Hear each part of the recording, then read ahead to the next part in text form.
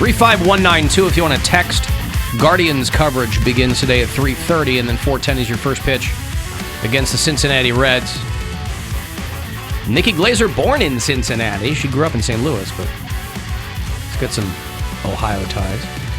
And then the Cavs game is going to be on MMS tonight as well. After that Guardians game, you'll hear the Cavs playing the Nets in Brooklyn, trying to get a little bit further in the postseason.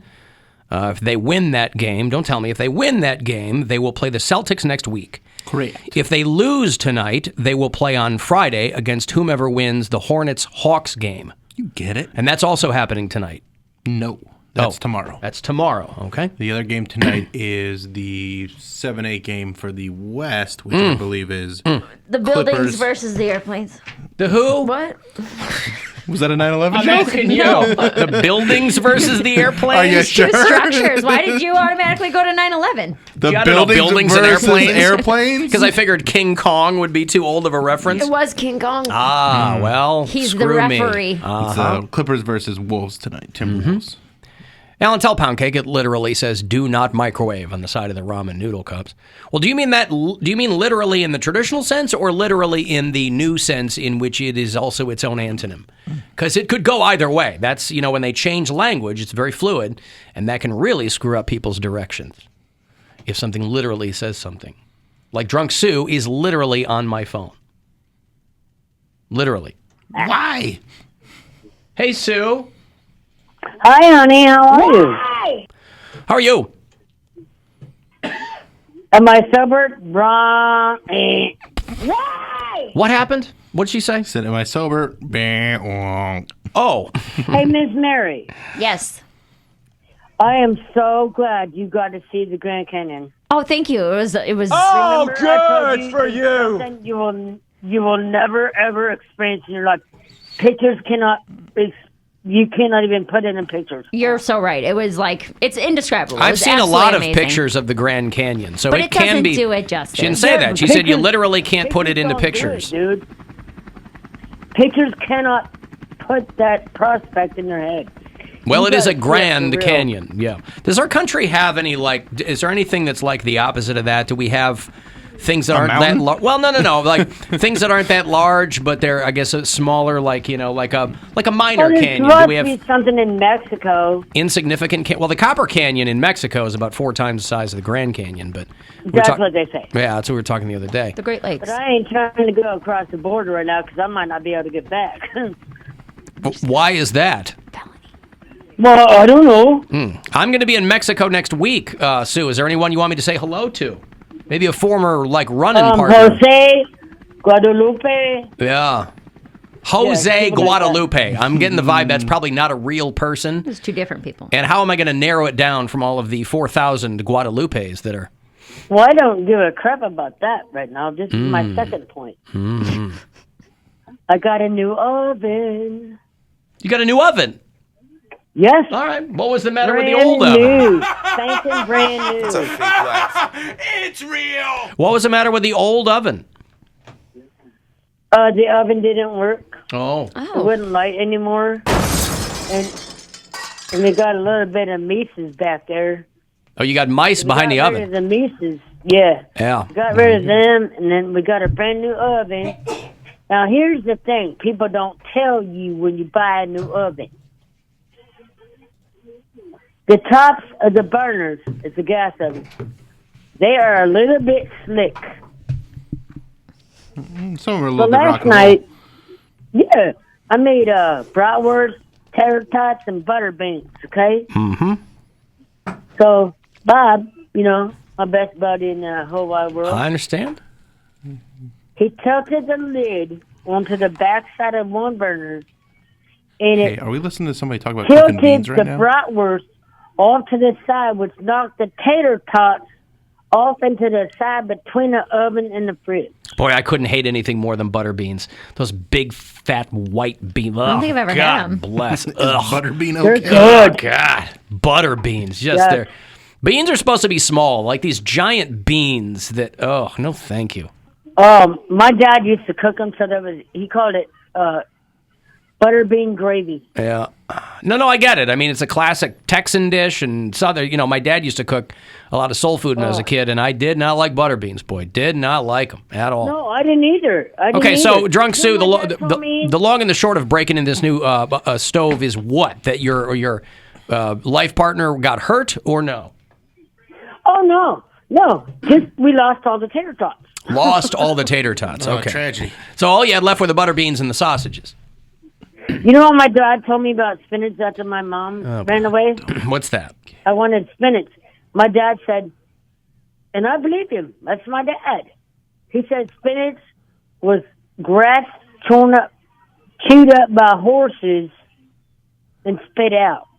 Mm-hmm. That affected me for years because I believed him. All right. dad. Thank you, Sue. That is your dad. You're going to believe everything your dad says.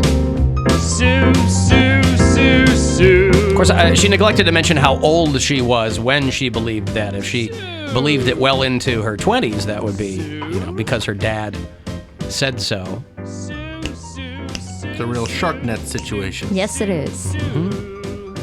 You sent me the story about that subway shooting in Brooklyn. That's pretty wild. Oh, that was real. Like, the guy had a gas mask on, he threw a smoke grenade and then just started shooting people, from what I read.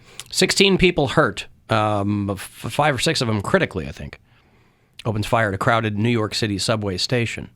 Station or on the train? On the train, I believe. Oh, it was on the train? I'm pretty sure it was on the train because, like, there was pictures of blood all over the floor in one of the train cars. Yeah. And then he sent a they're smoke device into a train car Yeah. and then opened fire. I saw another video of people coming out and then, like, dragging people out and trying to tend to them. I thought they treated subway stations. I understand it's not like an airport, but I thought there were still some parameters in place where you can't just take guns and stuff inside a public place. They got like it in a that. backpack. He was But they have metal detectors when you walk in. Throw Don't it they? around. No, they don't. No, they don't. It's the Wild West on the subway down Wow, there. Yes. I've never taken the subway. I don't know. No. Suspect was dressed as an MTA employee. So you figure if he's walking around, he's got the uniform or whatever, he's got some stuff in a duffel bag. And there are so many people, there's really no situational awareness. Like, you're Not not paying looking, attention. you're not paying attention. You're You just get your like, I earbuds gotta in, or get you're on on my the phone. train, right? Yeah. He could have been dressed with he could have had the gas New mask on. York, You see that kind of stuff all the time. Yeah. There's a video that I shared on Twitter the other day of these guys, like, they pretend like they get into a fight and they start dancing, and then this homeless guy comes in from nowhere and starts, like, no shirt on, ripped up pants, and starts hanging from the bars. Shirtless. Yeah, and, like, change falls out of his pocket. It's just pandemonium on the subway all the time. So people aren't people just ignore stuff. And, yeah, sure, you'll have somebody running around screaming with a knife. But a lot of times, it sounds like that's what this guy did, they're very nonchalant. Mm-hmm. He's dressed like an MTA employee, so nobody's really going to give him a second thought. He just puts on a gas mask, pulls a canister out of a bag, pops the pin, throws it in the car, and open fire. You know what I mean? To distract people or to confuse them or whatever. So they're trying to figure out everything that happened there. They haven't caught him, I'm assuming. No, they described him as a black man, approximately 5 feet 5 inches tall, and heavily built. So that's not a tall guy. That's a short, jacked dude. Gas mask, gray hoodie, and a green construction vest. So they're checking closed-circuit cameras down there. They do have cameras down there. But this is during rush hour. It's like 8:30 this morning. So very, very confusing. I just don't know why. I mean, there's not a reason why, but just for someone to be compelled to do something like that is just beyond my imagination. Just wake up in the morning knowing that you're going to kill a bunch of people, or at least try to kill as many people as you can. Yeah, you're going to see more of this type of stuff, too, because so much violence has gotten normalized in the last decade or so. It was in the subway, though. Like, I mean, it... Well, yeah, it happened anywhere, though. There was a manhole explosion in Times Square. Did you see any of that footage? No. People in New York City, especially tourists, you can understand, are a little scritchy when they're walking around downtown, Midtown, Times Square, whatever. And a manhole cover exploded. That's not an uncommon thing. Manhole explosions happen all the time. And this is kind of one of the things that people don't necessarily think about when they talk about infrastructure, is you've got frayed, you've got wires underneath there. You got high voltage cables that like rats are chewing into. And sometimes there hasn't been snow recently in New York, but when there is, that melts and the moisture gets into the cables and, and then that gas can build up and these manhole covers explode. It's not uncommon, but in Times Square, people freak out and everybody starts running. I actually don't know. I don't know what it is, but... What is it? I don't know. I heard something. I mean, listen, if we learned anything from the Ghostbusters, it's that you never know what could happen when a series of manhole covers explode. I mean, that's happened here in Cleveland. It's happened in downtown Cleveland. You got about 13,000 volts running through these cables. And that's energy that's trying to get out. And every so often it will.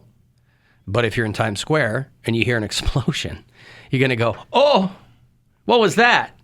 And you're going to grab your kids and you're going to run. What is the point of that, those like bleachers that they have in Times Square? Just to take pictures and hang out. Yeah? Yeah, I think so. I think it's just have a sandwich and be in Times Square. I always see so many cars, and I think about I understand getting dropped off in Times Square if you're a tourist, but I can't imagine that that's a part of your daily commute. Like you have to drive through Times Square every morning. There has to be like a simpler way, obviously, right? You take the subway. And Times Square is so much less fun than it used to be. I mean, even 20 years ago, when they were starting to clean things up, it was still more fun than it is now. What do you mean by fun? It's just every city now is Disneyland. You know what, that's though? where... I think that's what tourist people who don't travel all the time, that's what they want. I fully understand. They want to I'm just walk saying, in and see an Applebee's because they know what they order there. I fully understand. But it's a big Applebee's. It's less fun. For you, it might be more fun for more people. But what's the fun of being a tourist and going to New York City and saying, hey, let's go to the exact same restaurant we go to in Des Moines. But it's familiarity. Except it's right just here. Knowing that you're going to have something good. I guess I don't understand. Like that. I understand. I'm just saying I don't understand the point of traveling in order just to do things you could have done at home. But they're seeing like, why are you Times traveling? Square. Okay, just because but they're seeing. What I'm saying is they're seeing a Times Square that looks increasingly like their hometown, downtown Des Moines. There's a friggin' Bubba Gump right there, and there's a it is what it is, an M&M store, and you're right. If you gotta think bringing too, people who maybe this is the one trip they get to take a year, or the one trip they take every couple years, they want to see all the sights in New York City, and they know they're going to be spending New York prices on dinner, they want to have something they know they're going to like. Instead of looking up a restaurant and taking a chance, they're like, well, we got 4 kids, I know they'll eat here. I don't even know if it just seems wild. Like, why I don't know go if it's there that then? as much as it is Applebee's can afford to have a restaurant there. Chili's can afford to have restaurants but there. They wouldn't they're like be pushing there smaller if places people weren't out. going to it. Well, people will go there because there is that recognition, and they're like, I've been in Times Square, and especially when you're with kids, that makes a huge difference. Like, you can take your kids to a restaurant, and they're like, I don't want any of this stuff. But if they know it's Applebee's or McDonald's or whatever it is, they know that there's something there. So right. I think that plays into it. But also, I think having the money to, and they zhuzh them up a little bit. It's not just a regular Applebee's. They got way more crazy crap on the walls. They got an I Heart NY t-shirt up there. Oh my goodness. Alan, are you saying that throwing a smoke grenade in the subway is a better distraction than digging a giant trench on the outskirts of a city? I mean, the evidence would seemingly lead us there. We didn't talk about Dwayne Haskins, did we? No, we didn't. That's really sad. Yeah, Dwayne Haskins was a backup quarterback for the Pittsburgh Steelers, but he was a big deal at Ohio State. And he died over the weekend in Florida. I don't know if he was working out with some friends or something. Well, he was working out with other players from the Pittsburgh Steelers. He was kind of doing their off-season, because he was going to compete for the starting job against Mitch Trubisky with the Steelers. So he was down there working out with some skill players, wide receivers and running backs and stuff. He was just out for a jog in the morning and got clipped. They say out for a jog. Do you think he was drunk? He was trying to cross an interstate at 6:30 in the morning.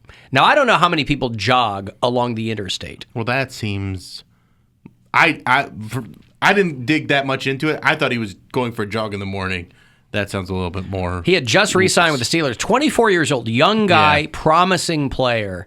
And he was hit and killed by a dump truck while trying to cross Interstate 595. If you've ever been on 595, it's a massive interstate near Fort Lauderdale is where he got hit. About 6:30 in the morning, somebody said he'd been walking on the highway for unknown reasons. That to me doesn't sound like a jog. Okay, so... But it's still I thought he was out for a jog. Yeah. That makes it sound like he was just... Yeah. But he was a standout at Ohio State, so a lot of people in Ohio know him. And he Drafted was... by the Washington Commanders? Commanders, yeah. And then he's got a wife. I don't know if he had any kids, but he had a wife. One guy who really stepped in it, by the way, because this was big news, was this old git who I guess is an exec over at the NFL Hall of Fame. He's since apologized, but this guy Gil Brandt, who looks like the Crypt Keeper, he was on some show, and they asked him about Haskins. I hate anytime anybody is killed or anybody dies. But he was a guy that was living to be dead, so to speak. They told him don't under any circumstances leave school early. You just don't have the work habits. You don't have this. You don't have that. What did he do? Left school early. It's a tragic thing. Anytime anybody dies, it's tragic, and especially when you're 24 years old and you got your whole life ahead of you. Maybe if he'd have stayed in school a year, he wouldn't do silly things. I mean, when you're jogging on a highway, on a road like that, that leaves it open because I tell you, guy has 2 drinks and he's just a little bit to the right side of the road and gets hit and killed. It's easy to happen. It's a weird take. We told him not to leave Ohio State. If he had just stayed in school, he'd still be alive. Of course, everybody flipped their lid over that guy, saying that this guy was just living to be dead, basically saying something was going to happen to this guy.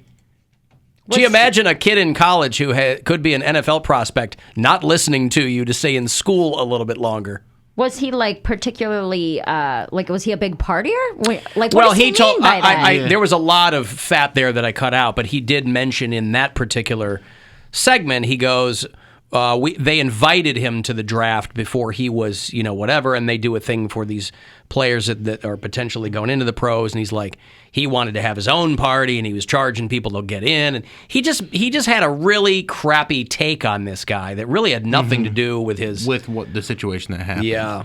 People are telling me that some of the reports are that he ran out of gas on the highway. Oh, okay.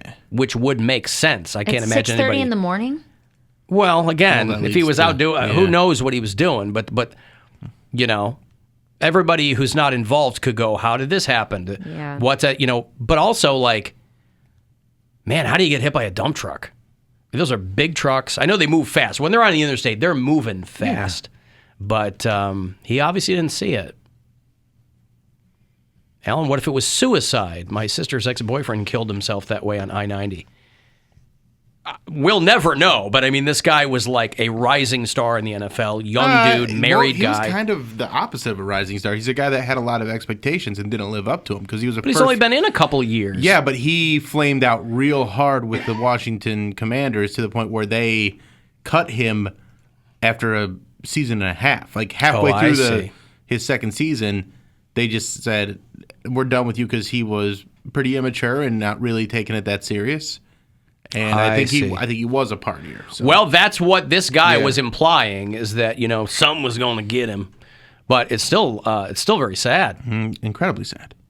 And so our thoughts and prayers go out to people of Pittsburgh, Pennsylvania, who let's be honest, Bill. If you're a Steeler fan, you might not even know who Dwayne Haskins was, right? You go, I don't know. Guy was jogging. Who jogs in the morning? He's trying to work off that permanence he had. A lot of people jog in the morning. A lot of people jog in the morning, right? I got a break. If you want to get a text, 35192 to do that. I'll have copies of MLB The Show 22 for you.